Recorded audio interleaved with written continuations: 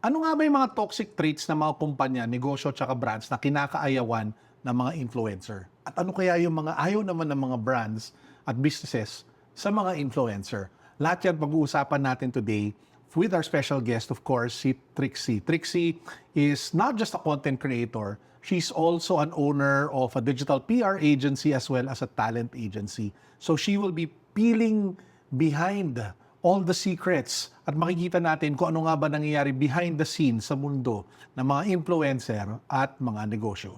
So Trixie, what is one toxic trait of Filipino brands or companies that their creators or agencies are kind of to talk about or afraid to talk about publicly? Naku, ang hirap niyan. Ang dami. Madaming factors Kaya nga yan. tinanong ko eh. Madaming factors yan. I believe siguro one major thing that especially influencers that are very vocal about is delayed payment. Hindi na nga sila afraid to talk about Actually, it eh. yes. Sobrang dami kong nakikita din yun na they're very vocal about being paid delayed, na you should, kasi, di ba, I mean, based on our experience, like, it can span from 30 days, minsan, swerte na yung 15 days. Sobrang swerte. As Hindi in, pa ako like, nakakatikim ng blessing. payment in 15 days. Nakatikim na ako ng ganyan. Pero parang once lang in my Okay. life. 15 days to like 90 days. Pero syempre, to be honest, we've experienced also na umabot na ng 2 years, 3 3 years, years. diba? So, a lot of them, like, kung lumagpas na 30 days, talagang post na sila online, which I truly understand. Specifically, influencers now, sobrang ano sila, parang talagang they're really trying to make sure that they can make a full-time career out of this. So, they really Exactly. need the money. I So, think- that's one of the things that talagang major thing that I think a flaw. Hindi naman, yun naman yung toxic. Baka siguro flaw lang na the brands are, yung mga influencers yung nakikita nila from brands. Yeah, I think what brands don't understand is, to your point, a lot of these creators, nagsimula lang naman yan, sideline nila to. Yes. Pero now, they're really trying to do their best to make it like their source of livelihood. Yes. So pag hindi dumarating yung pera, everything gets backed up, Yes, diba? Their yeah. payments to further bills, yung bahay nila, yung rent nila, lahat ng mga expenses nila. Now, given that situation, bakit sa tingin mo matagal sila magbayad? There are a lot of things, processes, 'di ba? Internal processes ng companies. Syempre, 'di ba, may mga accreditation and a lot also a lot of agencies. I've experienced this as like a talent manager na yung agency, hindi pa sila nababayaran ng brand. So, si agency, hindi sila magbabayad kay creator Yes. hanggat sa hindi sila nababayaran ng brand. And I do understand that not everyone, not all agencies can do the abono system for influencers, especially kung their campaigns talagang sobrang dami, they tap like 100 creators, diba? That's gonna be hard. So, merong mga ganon, meron din namang process na okay, kailangan ma-accredit si influencer, hindi kompleto documents, di ba, hindi registered, or like, let's say, they do have a minimum turnaround talaga, ibang brands na 90 days. I've learned this fact from like a finance person. Sabi niya, yung mga companies, they try to expand it to like 90 days, 120 days, kasi para, I think, sa cash flow din nila.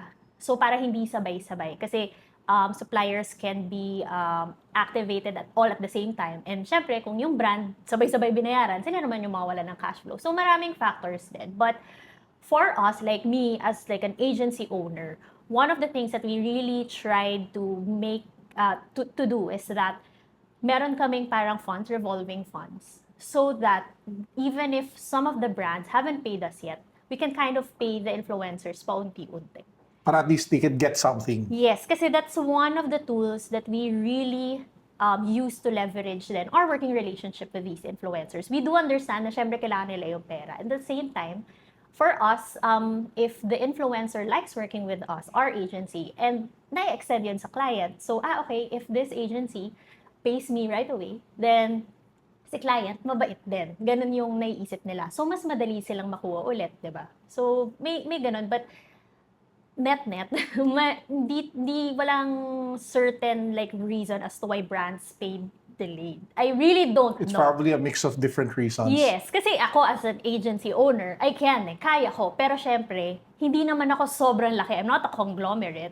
So, kaya pa namin siya ma-manage. But syempre, if you do have a lot of like suppliers, like billing you every day, hirap din naman yun, diba? So, I think it's a lot of cash flow issues. Ako, I have two like two thoughts about it on why it gets delayed from my experience being on both the client side, agency side, and even on the creator side.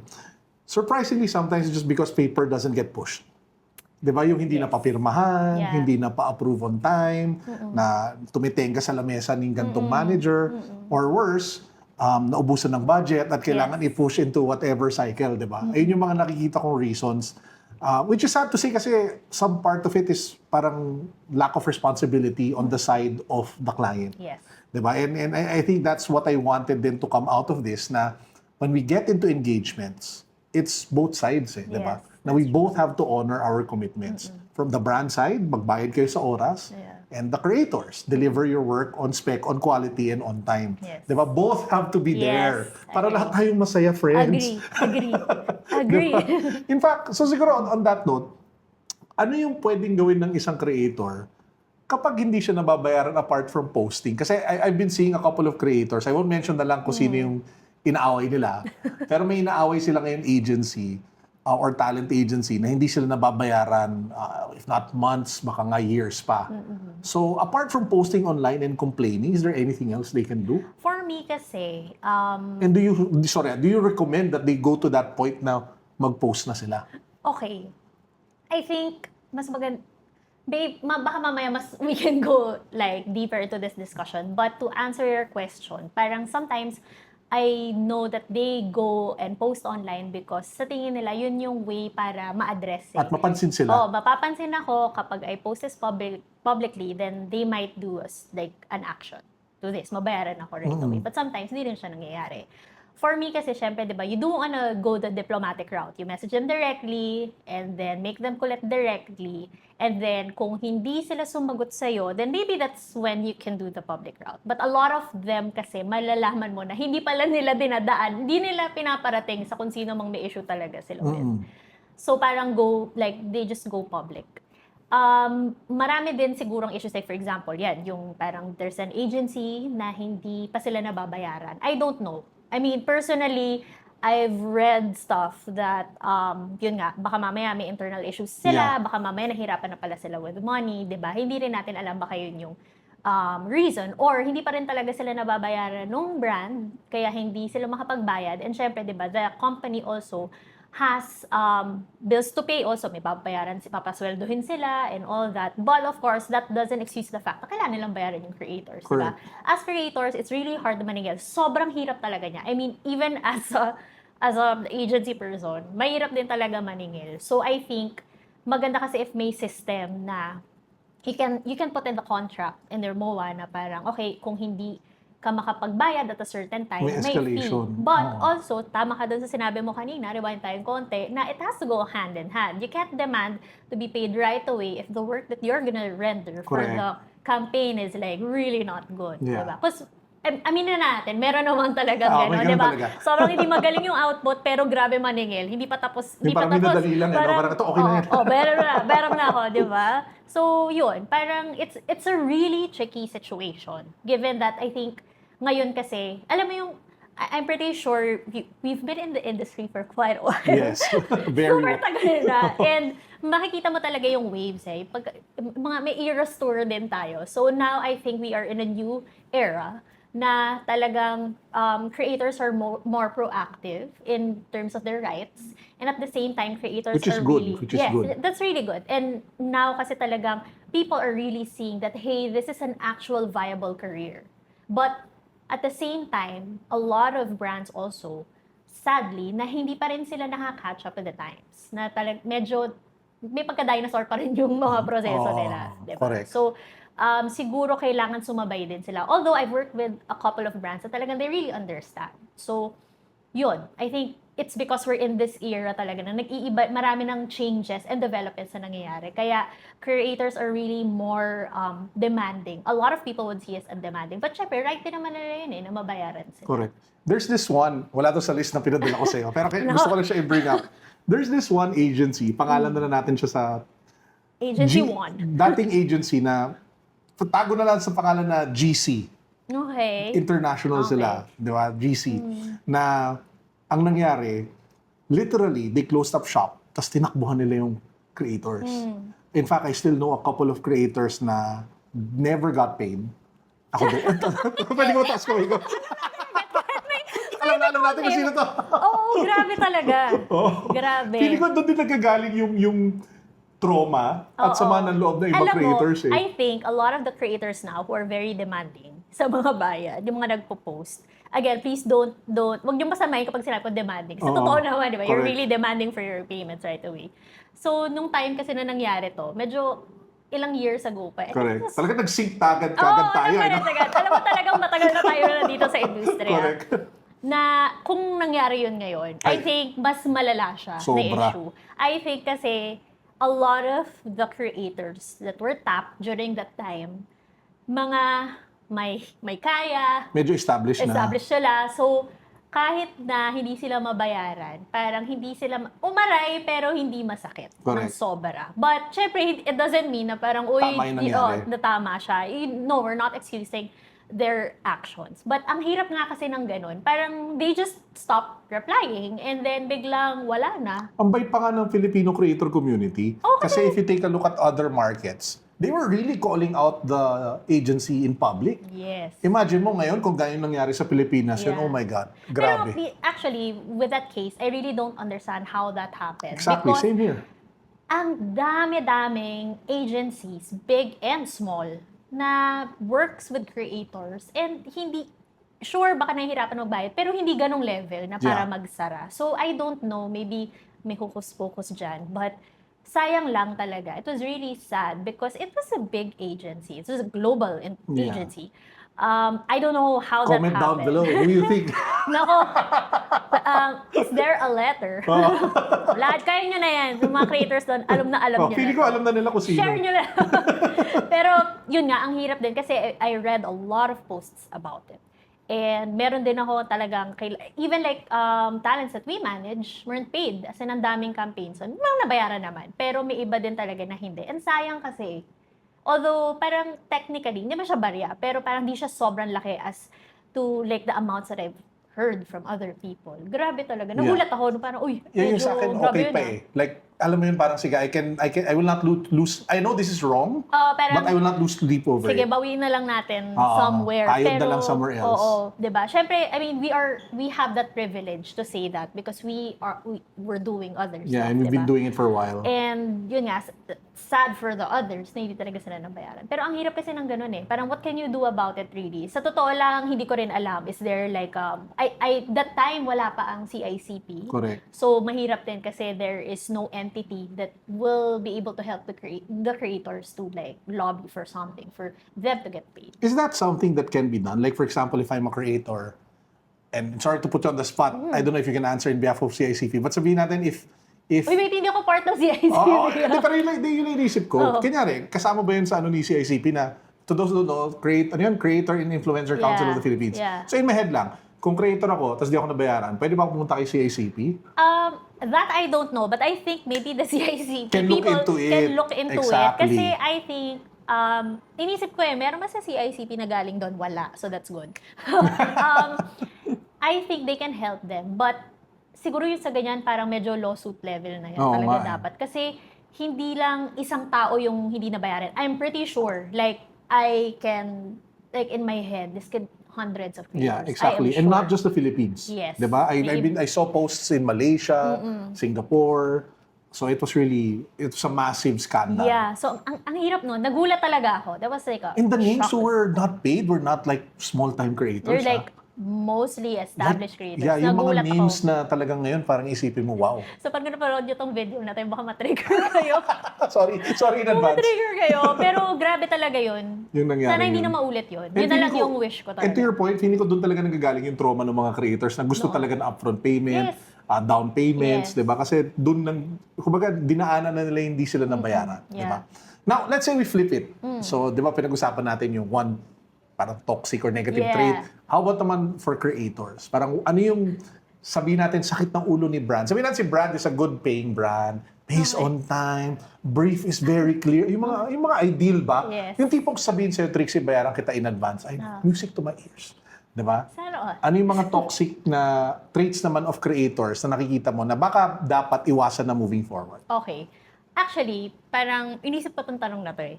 Sabi ko pa, Ikaw makatanungin ako. nag-suggest ng tanong na yan, by the way. Anyway, For kasi the record. pinag-usapan na natin to eh. Pero kasi, yun nga, yung kanina, parang complaining in public. Gets ko naman kung hindi ka nababayaran. But I think parang, can you just maybe stop and look and listen first to yourself? If like, baka pwede mong idaan muna to like proper channels. Kasi for me, like as an agency owner also, and even as a talent manager, I would tell them, kung may reklamo kayo, diretso natin. Kasi para masabi natin na, uy, direkta namin sa inyo, nagreklamo kami like to you, sinabi namin. So kung di nyo ginawa ng paraan and we took like intense measures, then di nyo kasi kami binabalikan, di ba? So maybe like that. Kumbaga, go through that first. It's annoying. Kumbaga, don't press the nuclear button right away. Parang, for me, you can go through the diplomatic route just because the industry, at least in the agencies, it's so small. Correct. Hindi mo rin kasi masasabi on sino yung nakakausap mo. Correct. Sometimes, baka may matrigger ka din, and then, people know each other. I mean, a lot of agencies, sa mga pitch, magkakalaban yan. But at the end of the day, we're mostly friends. Exactly. We all know each other. Correct. And, you know, as much as we talk about people na hindi mo dapat makatrabaho or like, uy, medyo ano muna dito sa person na to, alert ka lang or like medyo may red flag. We also talk about people who you need to work with. Correct. Parang, uy, sobrang galing nito, okay to, suwabe, kunin mo to. ganda ng quality Oo, ng yun. output, So, yeah. we do that. And, kasi di ba, parang, uy, if we give work, ako kasi parang, okay, bigyan natin ng trabaho to, sure, sige, go. Kasi, why are we here anyway? Why did we build a business? So that we can give work to everyone, di ba? Para happy lahat. So, yun lang. Parang I think in relation to that also, ngayon naman, napapansin ko din, a lot of creators think that they deserve this when their talent is like here. I do understand that you're putting in the work, but you also need to like step back and look at yourself and see parang, am I asking for Too the much. right amount or am I asking for too much? Kasi yung iba talaga, deserve naman. Like, I would like really gladly hand this much to you. Yung iba kasi parang, sana ibinayad mo na lang yung bayad mo dun sa totoong nagtrabaho sa trabaho mo. I mean, to be really candid and honest, like, I have an agency, I have team members, nangyari na talaga yun many times. So halos sila na yung gumawa ng trabaho. Like yung tipong pagsulat ng script, saka ka-revise, back and forth, di ba? Yung mga ganun. Para lang matapos na. Yes, exactly. As in, There was one instance mga before, kami na yung nag-edit eh. wow. Ay, na-experience na namin yan. Sabi ko nga pag tayo na yung nag-VO, parang okay na. Exage na yun. Okay na. Pero yes, naka-experience na rin kami ng ganun. Many times. So, sad lang din. Kasi nga, parang, I understand naman na you value yourself. But, we all will get there if you put in the work. So, Yeah. don't be afraid to put in the work. Yeah. Diba? One tip I'd like to give, sabihin natin if you are a content creator, you don't know how to price yourself, before you'd have to ask industry people eh. Yes. Now it's so easy. Just go to Gemini. Go How to do you price ChatGPT. yourself? Go to Claude. And then say that I am a creator in this field and this is how much, this is how many followers I have across platforms. This is my branding and positioning. How much should I charge for this? Yeah. It will give you a range that I think is very comparable to what is the industry standard. And Not I that I'm saying think- it's 100% correct, Yes. but it's a good starting point. Especially for those creators na talagang walang kilala sa agency, Correct. walang kilala na tao na who works like with brands, diba? And it's easy to like temp check. Marami din kasi ako nababasa na parang, you know, value your worth, blah, blah, blah. Parang sure, pero, you know, we kind of have to like test it out first. Kasi may nakita, eto as in saktong example na to Wala akong sinasabi na kung sino to, pero talagang nangyari to. Ang following niya, parang nasa 5,000 pa lang. Tapos, ang charge niya is around 50,000 pesos. What? For a reel or for a post? For a reel. That's still crazy. I mean, if like, sabihin mo kung 5,000 lang yung followers mo, but your engagement is like skyrocket high, game, sige. Pero hindi eh. Parang even if we check your data, your engagement, as in like surface level, it doesn't make sense. So parang where is that coming from? Yeah, unless they can justify. Yun nga. Diba? Pero kita naman may kita mo agad sa data Kunyari, commit ba niya? Sige, I'll commit to X number of views. Oo, even sales, di ba? O sige, may ganit X amount of people na bibili ng product nito, Oo. di ba? Sige, game. But, yun lang, parang, I feel like, I understand, which goes back to, I understand that a lot of creators are trying to make this their, like, full-time career. There's nothing wrong with that. But, even in, like, the corporate side, hindi ka naman agad-agad, pagkapasok ko lang, fresh grad, 100,000 sweldo, di ba? Unless like sobrang bonggang management training ka somewhere. Correct. So, ito, magandang tanong. So, agency insider kind of question. So, na-mention mo kanina na some creators mahirap katrabaho.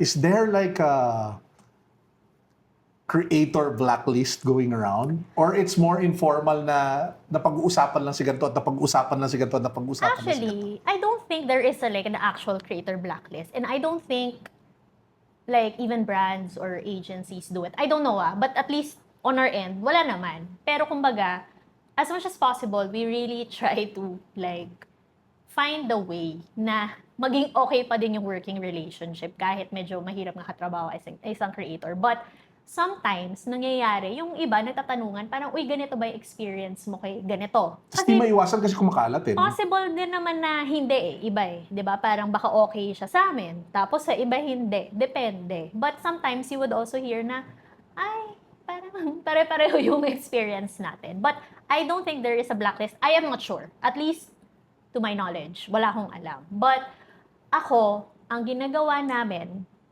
and this is, I mean, our clients can attest to this. Kapag merong creator na na-experience na namin, na medyo mahirap katrabaho, and okay yung engagement, and client wants to work with them again, ina-adjust na namin. Kunwari, itong si creator, mahirap katrabaho kasi ang tagal mag-submit, ganyan. So, sinasabi na, nire-remind namin yung client, ito yung pinagdaan. Kumbaga nagle-level na kayo. Parang, ito yung pinagdaanan natin dati sa kanya. So, kung gusto natin siyang kunin ulit, tandaan mo lang lahat ng tandaan pinagdaanan natin to lahat.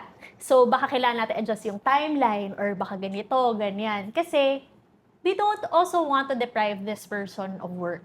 Yeah. At the same time, parang we also have to consider the fact na meron tayong previous experience. Correct. So, if we really want this person, and we usually do that, we do reconsider tapping them. Kung maganda naman I mean, like, may engagement naman, lumabas lahat lahat ng metrics. Sige, consider natin yan. Pero kung lagpak na nga sa drafting and submission and all that, hindi pa okay yung engagement. Parang, okay, medyo, na natin siya. Huwag natin siya i-prioritize sa list. So, may mga ganong considerations naman. Yung sabi nila, your best defense is success. Yes. Diba? So, if the numbers speak out, I mean, merit working together with that creator again, then why not? Kasi honestly, we've worked with a couple of creators na gano'n. Parang sakit sa ulo talaga. I can say that, sakit sa ulo. I can stand with what I say. Wala namang sinabing name. Pero parang sakit talaga sa ulo. Pero kung gusto mo rin mag-share ng name, pwede din. Baka i-bleep na lang. Hindi, pero yun nga, okay kasi talaga yung engagement. So, parang kumbaga, is it worth it? So, parang kami, sige, kaya naman. Kung yung engagement naman niya sobrang okay, metrics niya, like, really good performance, then sige, adjust na lang tayo. Talagang manage expectations na lang. Yeah. Well, sige, that's a good point. So, tandaan niyo yun, lalo yung mga brands listening in. And especially kasi I think that's a really good thing to consider. Like, kahit na agencies are there to like give an insight like to the brand na, kasi ganitong creator, ganito, ganyan. Na medyo, mahirap katrabaho, pero metrics-wise, sobrang, palong-palo talaga. So, if they say that, parang take that into consideration. Mag-work pa rin naman tayo with that person Adjust lang. Kasi hindi mo pwedeng talagang pukpukin. Kasi hindi siya magko-conform dun sa gusto mong mangyari in a perfect world. Correct. So, adjust lang. Yun, tandaan yun, adjust lang. Adjust lang. Now, going to the next question. So, as a digital PR expert who's been there for a while, tanggapin na natin yon, we cannot avoid it, di ba? There's this parang trend going on of brands tapping nano-influencers, like multiple, like 50 nano-influencers over putting their budget in one, sabihin natin, mega-influencer. So from your experience, is that something that they should experiment with, or should they go with the proven na ito yung mas malaking creator na mas malaki ni following? Actually, so I've spoken to some agency people in different countries in Southeast Asia. Ganito din yung trend sa kanila. sorry, they tap a lot of nano creators as well. But nasa mix nila yung mga mega. So, it's really not something that's specific lang to the Philippines. And I think that's also a good thing to consider when you do campaigns. So, we've implemented a lot of campaigns na focused on nano talaga. Depende kasi din sa anong goal mo. Is it awareness? Do you want conversion? Do you want like more like engagement? Or like lumaki ba yung reach mo? Depende siya sa goal. But the good thing is that, yun nga, you're not just confined to tapping big influencers. And it also gives you that leverage for the budget. Correct. So like for example, you only have 500,000 pesos. Sa if you wanna tap nano creators, ang dami niyan. Sobrang dami niyan. Kaya mong matap. Pero, Pero, mali yung isa doon, nag-viral sobra, di oh, ba? di ba? Parang kumaga more chances of winning. Parang loto. Parang more entries, more chances of winning. And then if you tap naman a mega creator, your 500,000 could be just like one post. So kumbaga, are you betting all your eggs in one basket, or are you spreading them around? I think that's one analogy that you can badly put, parang ganun siya. But okay din kasi kapag you mix both. Like, you tap a mega and then supported by nano. So it really depends on what you're implementing in the campaign, anong key message mo, what's your strategy, di ba? So, for me, actually, okay nga na across all categories or across all sectors, meron ka mega, meron ka na Nano. macro, micro, nano, di ba? Para at least diverse, di ba? Kaya mong matap. And at the same time, I think what's key to understand also is we've moved away from yung views more limited to just your follower base. Yes. Diba? The current setup of social media today is if your content is good, the algorithm will push it well beyond the boundaries Yes. of your followers count. Yes. So I guess that's kind of what makes tapping multiple creators across different follower levels, Yes. diba? And Acceptable. also, another thing that we need to consider now, there's dark social Exactly. na, the content also gets shared outside of the platform or people talking about it. Nasa-screenshot din yung content mo, di ba? Like, paminsan meron akong ginagawang content. Baka di mo natatanong. Hobby ko rin. Gumawa ng content. Makikita ko na lang may nag-share na friend ko na yung content ko nasa Reddit. So, alam mo yun, there's value to that. Na if the content gets shared somewhere else, it means it resonates to a lot of people. And even if, that person is just a nano creator, di ba? May ripple effect yung pinost niya. On that point, I think that's really nice. No? Sabihin natin, as coming from your experience in the digital PR field, as a creator yourself, how do brands take advantage of yung dark social? Alam mo, one of the things that we tried doing before is that we did tap like advocates to discuss like yung mga posts of the influencers and try to bring it to different platforms and see like papatok ba or like let's say pag-uusapan ba. I think for that to work kasi kailangan yung content has to have something that will most probably strike a chord to other people. Kasi pag nadadala mo sa dark social, kailangan there has to be something that is very relatable, 'di ba? So, kailangan mo hang organic. So, But is that something that can be engineered? alam mo, yes. Na-try namin siya. But, it takes a lot of faith from the brand also. To give it a shot, Yeah, to diba? give it a shot. Because it's not the usual route that, brands usually do. Or And they're giving that up so much control. they're not very familiar in that space. But yes, that is like one thing that they will give up, control. Oo, So, kasi hindi mo alam eh. Tataya ka. Literal, Correct. like, hindi mo alam. Kunyari, usually pag sabihin mong your brand is on Reddit, it's not a good Oh, thing. parang, oh my God, nandun. Pero paminsan kasi makikita mo doon, parang, okay naman pala yung nandun. Or paminsan, baliktad yung ginagawa namin. We try to see and check if there's like a good insight that we can draw from other platforms and bring it to like the usual social platforms. Like, okay, make content out of this kasi parang itong insight na to, nagre-resonate siya sa like, let's say, sa Reddit, di ba? So, pwedeng baliktad. Oh, that's interesting. So, moving on to the next question. I have something very, this was a question that a friend wanted me to ask, like PR experts that go on the Okay. show. Kasi if you take a look at creators worldwide, umuuso ngayon yung de-influencing. Yes. Yung parang instead of promoting products, kasi ang dami nagpo-promote, ang dami nagsasabi, buy this, buy that. This is an amazing, lalo na with the rise of TikTok Shop, di ba, where everyone's just selling. That's true. De-influencing is basically the act of, don't buy this. Huwag nyo itong bilhin. Hindi itong maganda. And nangyayari na yan sa Pilipinas. Yes. May nagkakaroon na tayo ng de-influencers. Yes.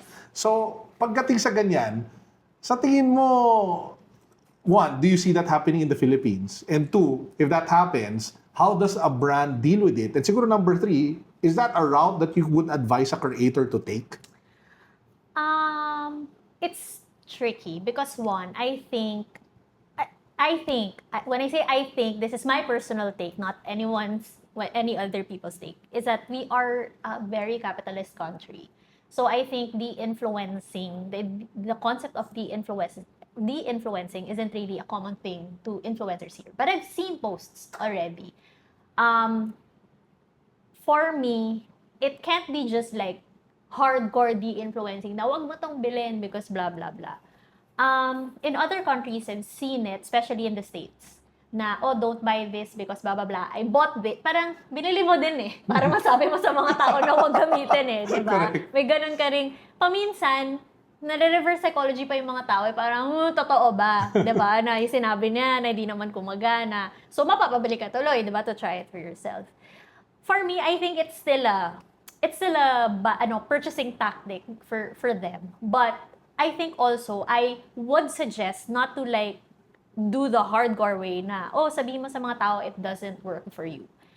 For me, I think what we should do is that, one, if there is a product that you really believe in, and you or OA naman yung believe in talagang crusader ka, pero at least something that you like because it works for you.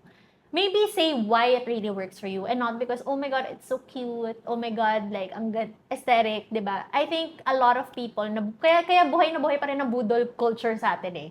Kasi nga, parang we're influencing people to get something, not for the right reasons. And you see it trickle down to a lot of influencers. Puro na lang yun yung content nila. Parang, paminsan mga paisip ako, parang, is there a day that you guys don't buy sell? or don't sell anything or don't buy something and then try to sell it to other people, di ba? Kasi, I mean, tama kay TikTok Shop talaga parang, it made everything easier.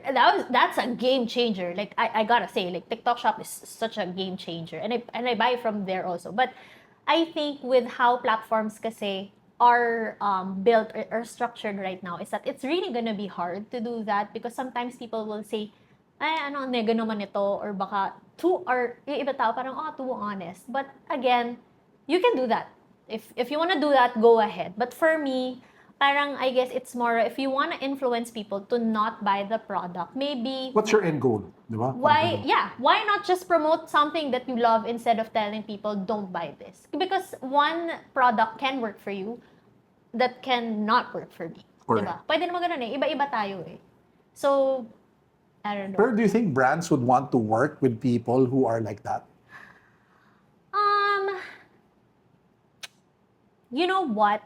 I think the sample size is too small. For now. For now, masyado pa siyang maliit na wala pa masyadong kilalang De-influencers. de-influencers. Naku, baka pagkatapos ng episode na to, dami dumami sila. No, but I think I've seen them in the beauty space, which I totally understand. Which space, Sa sorry? Beauty space, diba? okay. In the beauty space, marami namang ganyan. Which I think naman okay naman siya. But I think it's also good that people are doing that na, okay, I bought this because it didn't work for me. But then again, I think ang dami na rin kasi na, it's also coming from like the audience, I guess. Na makikita mo, kunwari ikaw, beauty influencer ka, nag-post ka na, okay, this Carlo is... Ople, beauty influencer. Carlo Ayos Ople yun, Beauty, yun na okay, I tried this foundation, and it's so nice, ganyan. And then you see in the comments na, I've tried it doesn't work. Parang, don't get it. So, I don't know. I think it's something that is super not common yet in the Philippines. I personally believe it won't be as popular as it is now in other countries. Yeah. I don't think so. I agree. With the habits of Filipinos, I don't think so. Okay. Now, you mentioned TikTok. And siguro for the last few questions and segments, we'll focus on that. Kasi TikTok is really like a big game changer dito sa Pilipinas. And we've seen a lot of kumbaga, dati kasi for you to make money, you have to be a creator and influencer. Di ba? On digital. Yes. Now you can make money just as a live seller. Yes. Kumbaga, if you're good at selling, You can do that. not necessarily as an influencer, but literally you're just a good salesman, Yes. you can make a lot of money. Yes. Di ba? On TikTok. Now, yung question ko is, does that kind of kill the art of content creation? Kasi parang, all you're doing is you're just finding creative ways na mambudol. Na mabudol. Di ba? For lack of a better word. Gets naman. Kasi there are TikTok accounts na the only content on their page are Yan lang. yellow basket videos. Yes. And yet, grabe yung follower count nila. Yes. And yung engagement. Grabe talaga. I think kasi, it's a decent, there's decent money. Oh, yeah. Not decent.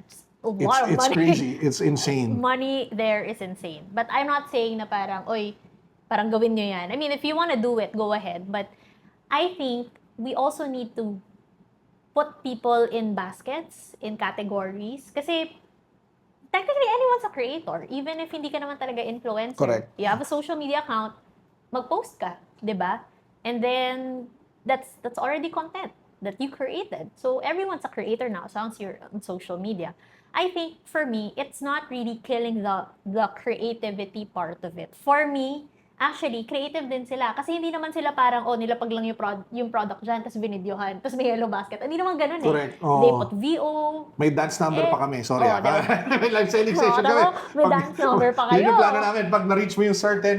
May sasayaw. Oo, may papasayawin kami bigla. Oh, di diba? ba? So, may ganun. So, you really have to think of ways to make it look enticing and engaging. So, that's the creativity part of it. Kasi nakikita ko rin yung iba, ang dami ko nakikitang ganung accounts nga, na parang lahat talaga nagbebenta yellow basket, but you see na hindi naman siya yung parang, bahala na, parang, basta ma-post na. Hindi. Yung iba nga parang nagta-travel pa, nagsa-setup pa.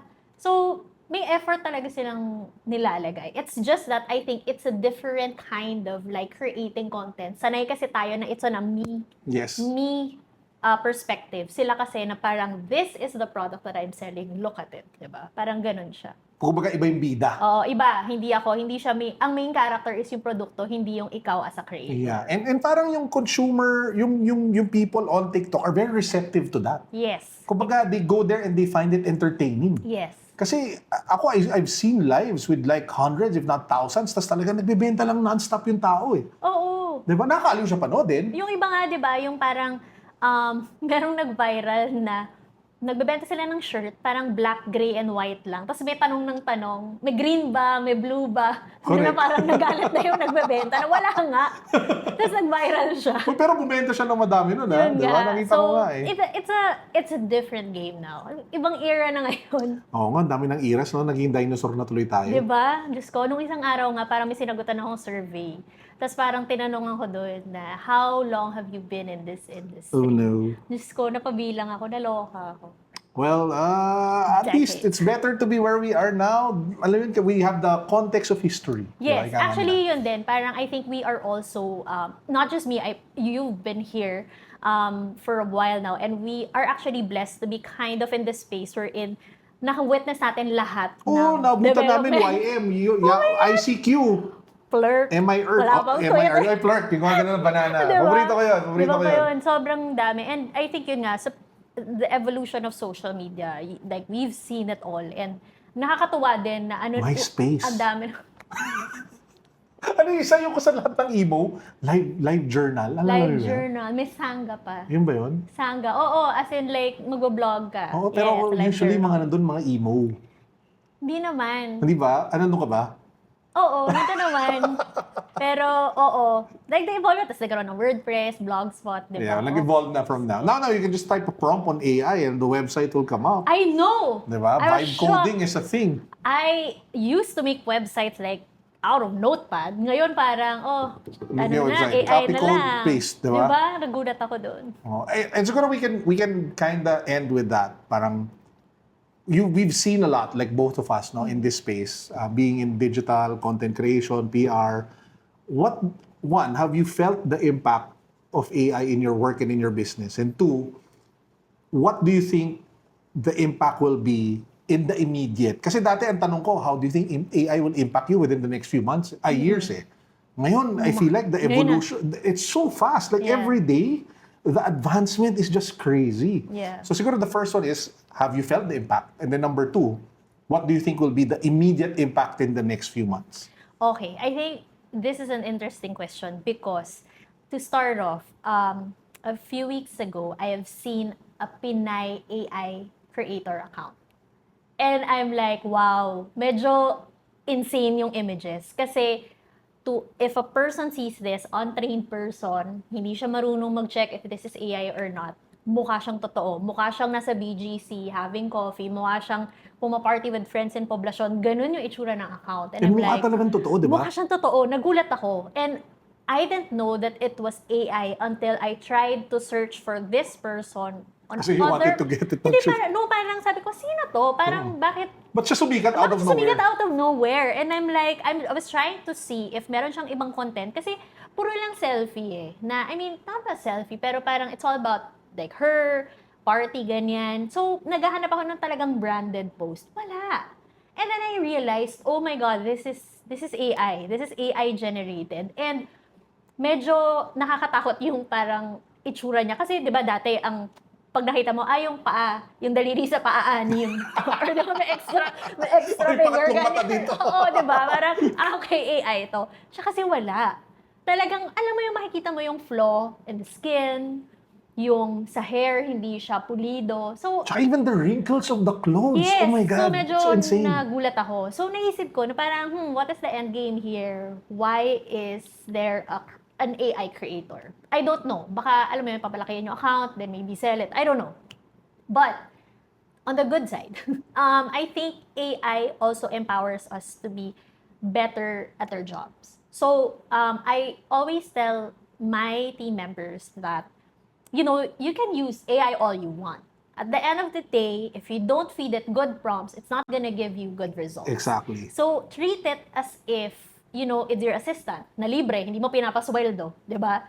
And the more we learn about how to prompt better, that's how we can get good results. So, you have to talk to your AI like you're talking to a friend or a coworker. Kailangan kinakausap mo siya kasi kailangan niyang matutunan ano yung kailangan mo, ano ba yung gusto mo, ano ba yung hinahanap mo. So, para ma-generate niya yon. So, it also kind of trains you to be a better Prompter.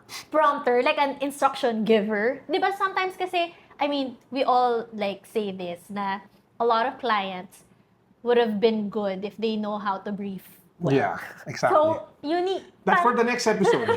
Pagbalik ni Trixie when we guest her again.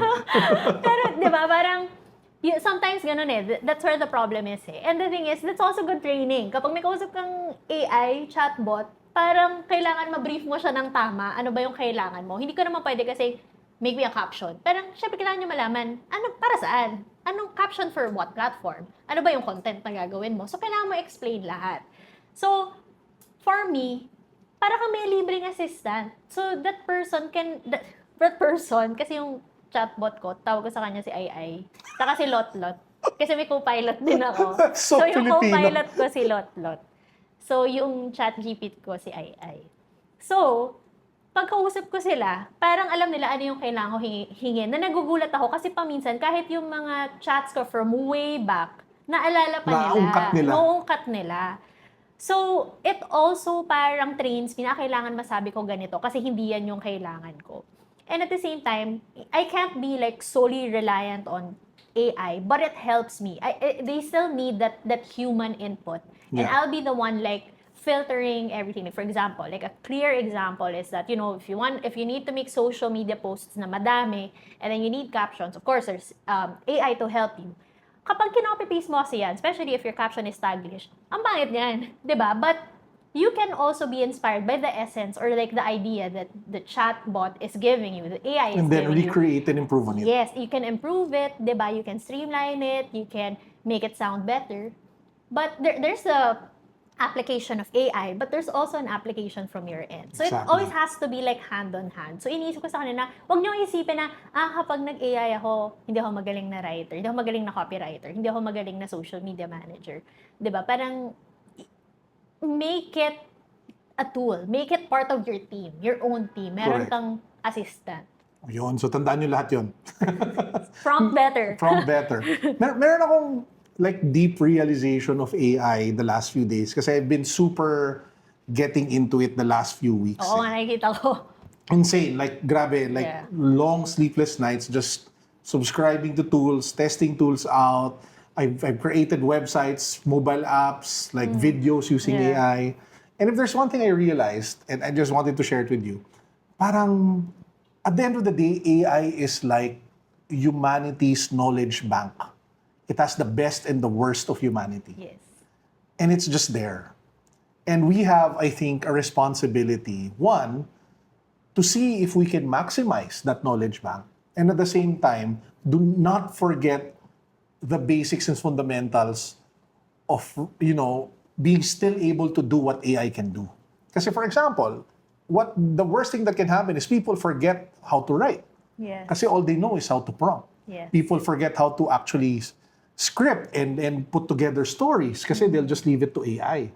So parang yun yung na-realize ko na while it is the knowledge bank of everything that has happened from the beginning until now, the danger is it might, threaten other forms of creativity and expression that we've come to love and accept. Yes. Diba? So there has to be like that dual responsibility na yes, we'll use it, Yes. but also never forget, Yeah. diba, where it all came from. Yes.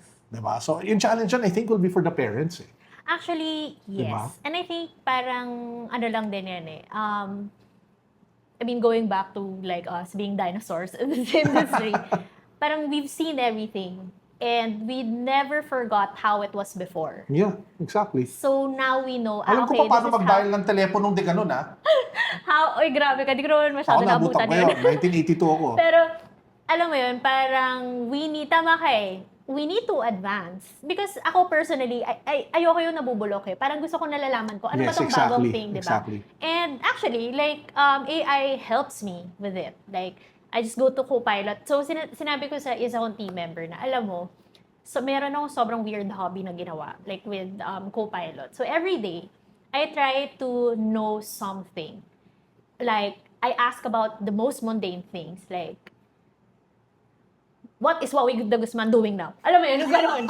Sorry na yung lumabas sa utak Si ko. Maui pala doon. Pero di ba, parang sobrang mundane niya. And then I would ask Copilot. And then bibigyan na ako ng sagot. Or like maybe bigla ako nakaisip, napanood ako sa isang show, what is this ingredient? Where is it used? Where does it come from? So for me, parang shocks, okay, parang random fact of the day. Parang ganun ko siya ginagamit. So that hindi ako din, nasasanay ako to prompt better. And at the same time, parang, a new knowledge. Siyempre, bine-verify ko kung tama kasi baka may mali. But for me, also, I don't forget on how to really search my way around the internet manually to verify stuff. And I think one of the things that we need to use AI for is that, yun nga, we need to use it responsibly. And I guess someone needs to make an AI tool to teach people if this is wrong or if AI is giving us something wrong or something right, di ba? Kasi a lot of the oldies now, they don't even know how to use Facebook properly, let alone like an AI chat, right? Kadalasan nga, Viber, Tita Chat, Diba? Tito Chat Parang groups. nakakaloka. So, I think now we are getting way too advanced, which is good. But it's also scary when someone irresponsible uses it.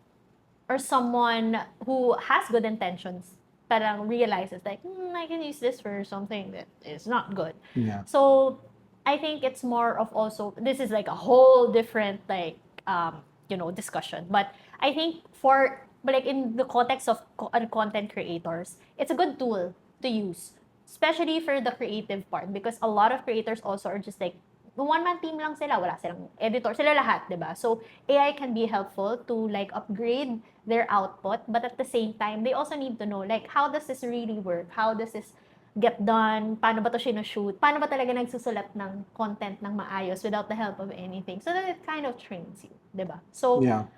we'll see. I don't know. It's exciting times, really. I feel like technology is moving and advancing at a much faster rate Then we can adapt to it. Yes. I think that's where we are right now. And it's both scary and exciting at the same time.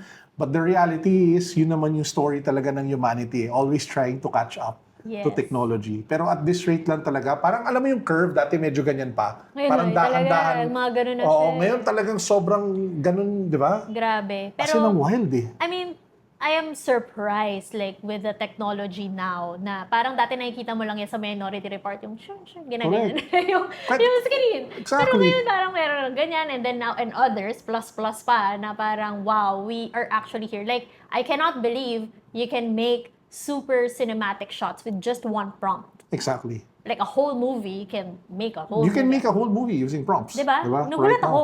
Parang wow. And the quality is really good. Pero yun nga, parang I think we will hit a point, wow, Fearless Forecast, we will reach a point wherein some creators will get a big following out of the creative AI outputs that they will have, and they will be questioned as to why are they getting more versus like the creators who are actually making it mano-mano, shooting with their own cameras, editing, sound mixing. That tension everything. will happen sooner than we think. Yes. Kasi I've seen it eh. I mean, ako mismo parang, I see creators who are using AI, great. But parang, okay, medyo full-on AI na yan Exactly. There's a question mark. And But that's, we'll see. and that's where you see, I guess, yung complexities of PR and marketing and creators in general. It'll never end. Yes. Diba? And lalala at lalala pa. And hopefully, we get to continue conversations like this with you. Yes. Hopefully, tumagal pa itong podcast na to, di ba? At hindi lang to matapos ng isang buwan, no, Ray? Meron Tatagal yan, to, di ba? meron yan. Para tumagal, Dami. para makabalik ka, mapag-usapan natin more. Sana as pagbalik it ka na advances. nakita na natin yung mga developments na Oo, hinihintay sana natin. maganda na yung set ko. Mag-improve na yan. Oo. Biglang bagong painting. Mag-improve na. So, with that, thank you for being with us today, guys. If you wanna, listen more or kumbaga find out more about what Trixie does, make sure to check out. Did you have a website you want to plug or Instagram? My personal Instagram is @thatgirltrixie. So this is actually my first time ever plugging my company. So You should. a lot of people think I am like a super like influencer lang. Actually, that is just my hobby. I do have a digital PR agency which is called 317, and we also have a talent management agency called Rocket. So we work with a lot of creators and a lot of brands. So hopefully, to the creators out there, we get to work with you and you. And yun lang. See you online. Yun. So make sure to check it out and support Trixie and what she does. So thank you very much. and Thank hope you to see you next so time. much. Fun talk. Bye.